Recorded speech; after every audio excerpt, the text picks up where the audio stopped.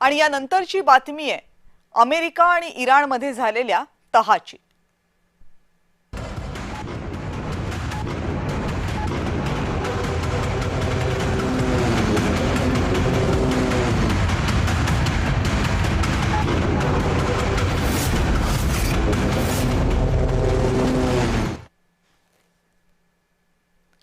America आणि Iran यांच्यात झालेल्या नव्या करारानंतर आंतरराष्ट्रीय राजकारणामध्ये सध्या नव्या चर्चांना उधाण आले। या करारामधल्या अनेक अटी या इराणच्या भूमिकेला अनुकूल असल्याचं मानलं जाते।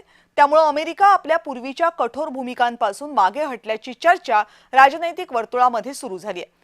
गेल्या काही वर्षांपासून इराणच्या अणु कार्यक्रमावरून दोन्ही देशांमध्ये तीव्र संघर्षाचं वातावरण होतं। आर्थिक निर्बंध, राजनैतिक दबाव आणि लष्करी इशाऱ्यांच्या माध्यमातून अमेरिकेने इराणवर दबाव कायम ठेवण्याचा प्रयत्न केला होता। पण नव्या करारात इराणच्या काही प्रमुख मागण्यांचा विचार करण्यात आल्याचं दिसतंय। वॉशिंग्टनला त्यामुळे तडजोडीची भूमिका स्वीकारावी लागल्याचं विश्लेषकांचं मत आहे। या करारावर अमेरिकेमधनही टीकेची झोड उठली आहे। विरोधकांच्या मते इराणवर अधिक कठोर अटी लादण्याऐवजी त्यांना सवलती देण्यात आल्यात। त्यामुळे अमेरिकेची दबाव टाकण्याची क्षमता कमी झाल्याचा संदेश जगभरात जाऊ शकतो। दुसरीकडे समर्थकांच्या मते संघर्षाऐवजी संवादाचा मार्ग स्वीकारणं ही सध्याच्या परिस्थितीत व्यवहार्य भूमिका आहे। दुसरी महत्त्वाची बाब म्हणजे बराक ओबामा सत्तेत असताना त्यांनी इराणसोबत जो करार केला होता त्यात आणि कालचा करार यामध्ये बरंच साम्य आहे। मग ट्रम्प यांना युद्ध सुरू करण्याची गरज काय होती, हाही सवाल विचारला जातोय।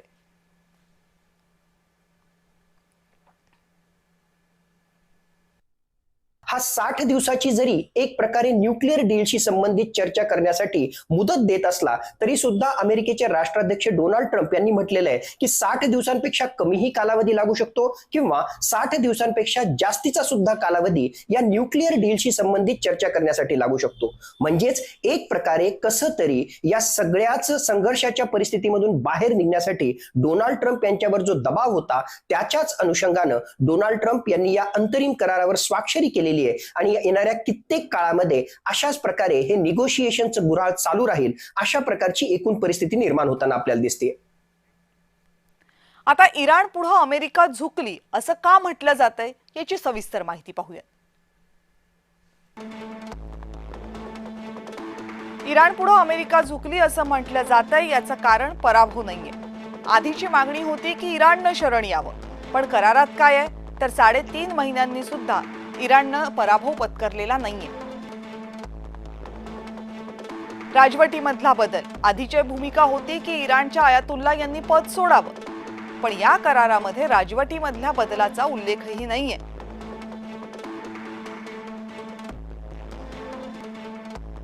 अणु कार्यक्रम, आधीची भूमिका होती इराणनं अणु कार्यक्रम पूर्णपणे थांबवावा, पण या करारानुसार पुढचे 60 दिवस या मुद्द्यावरची चर्चा सुरू राहील।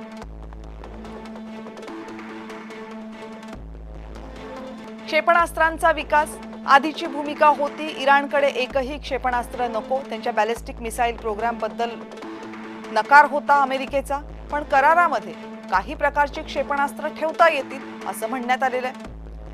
हॉर्मुझच्या खाडीबद्दल, हॉर्मुझमधून जाणाऱ्या जहाजांना कर नसावा अशी भूमिका होती, पण करारामध्ये 2 महिन्यांनी इराण जहाजांकडून शुल्क आकारणार अशी भूमिका आहे।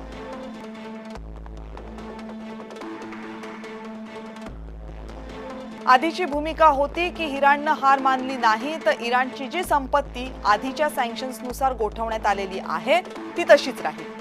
करारामध्ये मात्र सगळ्या संपत्तीवरचे निर्बंध उठवले जाणार आहेत। त्यामुळे मोठी रक्कम इराणला आता आपल्यासाठी वापरता येणाऱ्या युद्धातनं पुनरुभारी घेत असताना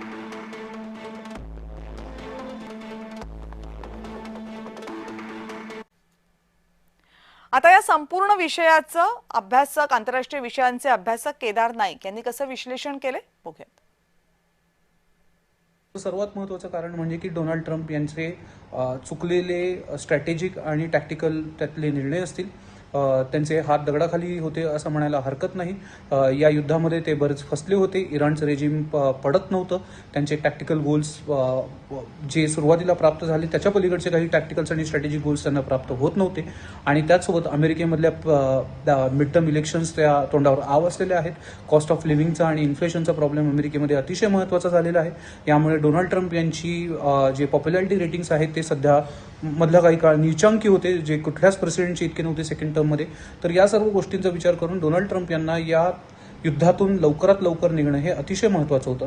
आणि त्यामुळे काहीतरी तोंड वाचवणारी, काहीतरी स्वतःची इब्रत वाचवणारी अशी काहीतरी डील असावी, म्हणून डोनाल्ड ट्रम्प यांनी या अशा अटी मान्य केल्या असाव्यात असे म्हणायला हरकत नाही.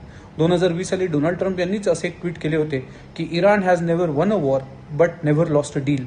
तर डोनाल्ड ट्रम्प यांच्या आत्ताच्या डीलमधनं हा इतिहास तसाच पुढे चालू राहिलेला आहे. आणि या बातमीसह बुलेटिनमध्ये वेळ झाले इथेच थांबण्याची. पाहत रहा जय महाराष्ट्र.